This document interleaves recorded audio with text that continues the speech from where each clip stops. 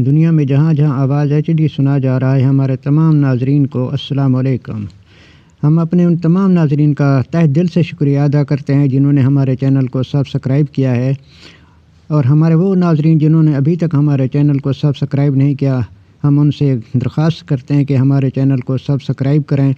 اور گھنٹی کا نشان بھی پریس کر دیں تاکہ ہماری آنے والی ہر ویڈیو کا نوٹیفیکیشن آپ تک بر وقت پہنچ سکے۔ ناظرین، عمران خان اور مخدوم شاہ محمود قریشی کو سیفر کیس میں 10 سال قید بمشقت کی سزا سنا دی گئی اور ان کو 5 سال کے لیے سیاسی انتخابی عمل سے بھی نااہل کر دیا گیا ہے۔ ناظرین، یہ عمران خان نے اپنی حکومت کے دوران آخری دنوں میں اپنی قوم کو بتایا تھا کہ کس طرح امریکہ کی طرف سے ایک مراسلہ بھیجا گیا تھا کہ عمران خان کی حکومت کے خلاف عدم اعتماد کی تحریک لائی جائے اور ان کو ہٹا دیا جائے اور پاکستان کو جو ہے معاف کر دیا جائے گا۔ اگر دیکھا جائے عمران خان کی بات اگر وہ غلط ہوتی کہ عمران خان کے خلاف عدم اعتماد کی تحریک نہ لائی جاتی اور ان کو نہ ہٹایا جاتا تو ہم اس وقت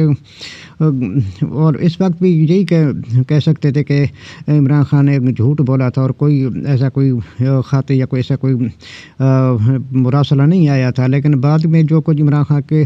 حکومت کے خلاف کیا گیا اور جس طرح عدم اعتماد لائی گئی اور ارکان کو خریدا گیا تو اس کے بعد ظاہر سی بات ہے سب نے دیکھ لیا اور پوری دنیا نے دیکھ لیا کہ عمران خان کا جو اس سیفر کے بارے میں جو بیان تھا اور جو انہوں نے اپنی قوم کو بتایا تھا وہ صحیح حقیقت میں مبنی تھا۔ تو اس سے اصل جو پتہ چلتا ہے کہ امریکہ کی پاکستان کے اداروں کے اندر اور پاکستانی معاملات کے اندر کس طرح مداخلت آئی۔ شہباز شریف بھی اس وقت یہی کہتے تھے کہ ایسے سیفر تو آتے رہتے ہیں تو اس کا یہی مطلب ہے کہ ہم امریکہ اتنی براہ راست پاکستان کے معاملات میں کھلا مداخلت کرتا ہے اور ہمارے حکمران چپ چاپ خاموش اور سارا کچھ ان کی بات کو سنتے رہتے اور ان کی ہدایت پہ عمل کرتے رہتے ہیں۔ اگر ہمارے سابقہ حکمرانوں کی طرف سے کچھ نہیں ہو سکا، ان کی اگر ہمت نہیں ہو سکی کسی کے خلاف بولنے کی، اگر ایک شخص نے سٹینڈ لیا ہے اور اپنے ملک کے خودداری کے لیے، عزت کے لیے، وقار کے لیے، قوم کی عزت کے لیے، تو بجائے اس کے کوئی دوسرے کو سپورٹ کریں، جب اس کے ساتھ کھڑے ہوں تو الٹا عمران خان کو اس چیز کا مورد الزام ٹھہرا دیا گیا کہ انہوں نے ایک جو راز تھا اس کو افشا کیا۔ یہ راز عمران خان ذاتی نہیں تھا، یہ اس کے صرف اس کی حکومت کا نہیں تھا، یہ پاکستان کی عزت اور وقار کا معاملہ تھا، یہ پاکستان کے کروڑوں عوام کی عزت کا وقار کا معاملہ تھا، کیونکہ انہوں نے عوام نے عمران خان کو ووٹ دے کے اسمبلی کے اندر بھیجا تھا اور یہ عمران خان ہی پاکستان کا وزیر اعظم تھا اور پاکستان کے وزیر اعظم اور پاکستان کی حکومت کو امریکہ کی طرف سے ہٹانے کے لیے اتنے کھلا دھمکی اور یہ اس طرح مراسلہ بھیجنا پاکستان کے اندرونی معاملات میں مداخلت تھی اور یہ پاکستان کے خود مختاری کے خلاف تھا۔ تو تمام سیاسی اختلافات کو بھلا کے ہمارے تمام سیاسی قیادت کو عمران خان کے ساتھ کھڑا ہونا چاہیے تھا کہ عمران خان نے اپنی قوم کو ان حقائق سے آگاہ کیا اور پھر اس کے بعد سیاستدانوں نے تو اس چیز کو اپنے عمران خان کے خلاف استعمال کیا اور عمران خان نے پھر اس سیفر کو اپنے مقصد کے لیے اور اپنی قوم کو آگاہ کرنے کے لیے بتایا کہ کس طرح ان کی حکومت کو جو ہے وہ ہٹانے کی پلاننگ کی جا رہی ہے۔ اور ظاہر سی بات ہے کہ عمران خان 1996 سے انہوں نے تحریک انصاف کی بنیاد رکھی اور 2017 میں آ کے پھر ان کو حکومت ملی تھی۔ لمبی جد و جہد کرنے کے بعد اور اتنی طویل جد و جہد اور مشقت کرنے کے بعد ان کی پارٹی جب اقتدار میں آئی اور پھر ظاہر سی بات ہے ان کو افسوس تو ہوا ہوگا اور ان کے کارکنوں کو اور ان کے جو سپورٹرز ہیں ان کو اتنی محنت کے بعد اگر وہ حکومت میں آئے ہیں تو ایک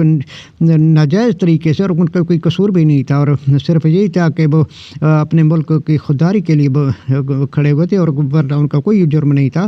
تو اس موقع پہ ظاہر سی بات عمران خان کا جذباتی ہونا پہ اظہار کرنا فطری بات تھی، لیکن جس طرح ہم اب عدلیہ کی طرف سے بھی یہ فیصلہ آیا ہے تو عمران خان اور شاہ محمود قریشی کو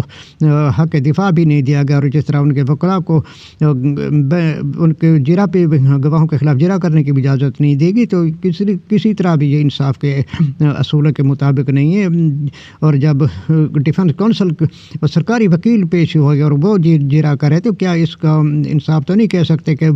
گواہوں اور جرا بھی سرکاری وکیل منتقل کریں کہ اور کیا اس کو کہا جا سکتا ہے. اب جس طرح سپریم کورٹ نے بھی 3 رکنی بینچ نے بھی عمران خان اور شاہ محمود قریشی کو اس کیس کے اندر ضمانت دی تھی, اور جس طرح فیصلہ لکھا گیا تھا سینئر ججز کی طرف سے, جسٹس اطہر امین اللہ, سردار طارق اور جسٹس منصور علی شاہ کی طرف سے, اور انہوں نے تو سب اس سیفر کی حقیقت اور اس کی جو مندرجات ہے اور جو اس کا پس منظر سب کچھ تھا, انہوں نے اس کے بارے میں جو واضح فیصلہ دے دیا تھا. اس کے بعد تو اس کیس کو ختم ہی جانا چاہیے تھا, اس کا کوئی فیصلہ بنتا ہی نہیں تھا. لیکن جس طرح جج صاحب نے پھر اتنی اجلت کے اندر رات کے 12-1 بجے تک اس کی سماعت کی, اور پھر ان کو 342 کا بیان ریکارڈ کرانے کے لیے جس طرح 1 بجے عمران خان اور شاہ محمود قریشی کو جگا کر نوٹس دیے گئے کہ کل آپ نے اس چیز کا جواب دینا ہے, ان سوالات کا جواب دینا ہے. پھر تو جب شاہ محمود قریشی نے عدالت کے اندر کہا کہ میرا بیان تو آپ نے ریکارڈ ہی نہیں کیا, وہ بغیر ان کا بیان ریکارڈ کیے ان کو سزا سنا دی گئی, یہ کسی طرح بھی انصاف کے اصول کے مطابق نہیں ہے. اور ہماری اعلیٰ عدلیہ کو بھی اس چیز کا نوٹس لینا چاہیے, اور یقینی طور پہ ہماری عدلیہ ان چیز کو نوٹس لے گی اور ان کیسز کو ختم کر دے گی. اور تحریک انصاف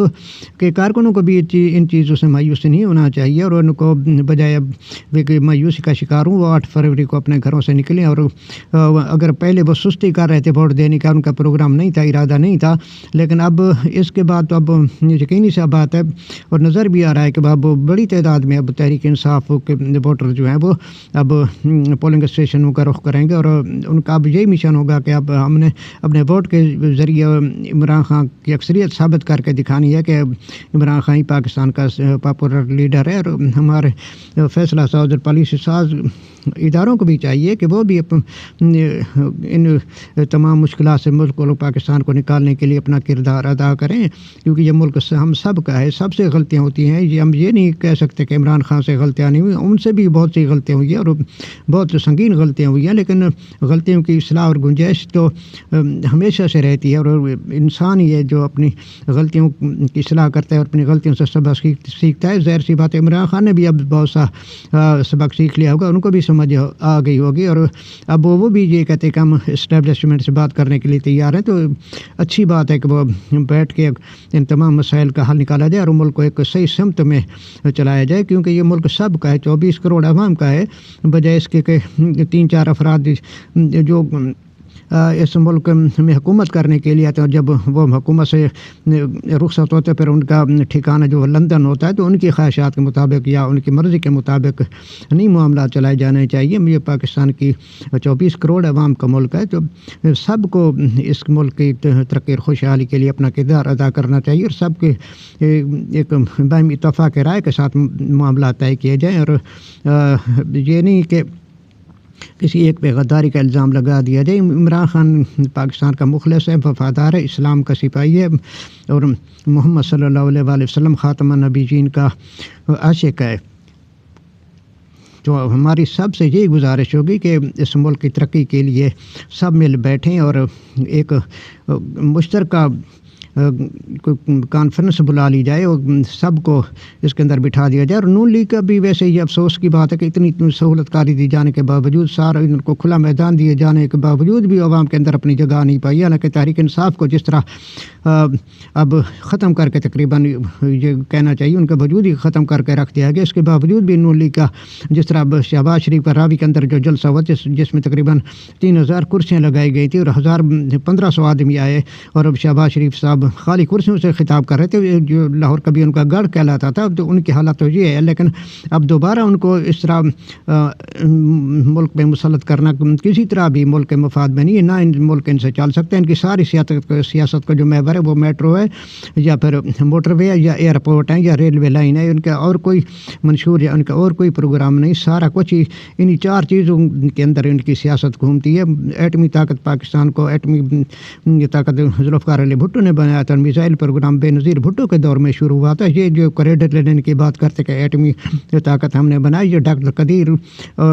ذوالفقار علی بھٹو اور ان سب کی مشترکہ کوششوں کی وجہ سے پاکستان ایٹمی طاقت بنا. اور ان کا نواز شریف کا اس میں کوئی کردار نہیں ہے. یہ اس جب ایٹمی دھماکے بھی کیے گئے تھے 28 مئی کو تو وہ بھی فوج کے دباؤ کی وجہ سے کیے گئے تھے، اور پاک فوج ہی نے کہا تھا کہ بھارت کے ایٹمی دھماکوں کے جواب میں ہمیں دھماکے کرنے ہیں. تو اب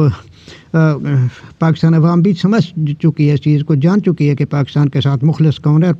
صرف یہ چند لوگ حکومت کرنے کے لیے پاکستان آتے ہیں، ورنہ ان کو پاکستان کے ساتھ کوئی دلچسپی نہیں ہے. ان کے اثاثے باہر ہیں، ان کے کاروبار، ان کی جائیدادیں، ان کی اولادیں باہر ہیں. یہ صرف حکومت کرنے کے لیے ان کو پاکستان اچھا لگتا ہے. ان کے علاج بھی باہر ہوتے ہیں، سب کچھ ان کا باہر ہے. صرف حکومت کے لیے ان کو پاکستان یاد آ جاتا ہے. ناظرین، اب تک کے لیے اتنا ہی. انشاءاللہ ہم آپ کی خدمت میں پھر حاضر ہوں گے. اس وقت تک کے لیے اللہ حافظ. پاکستان زندہ باد.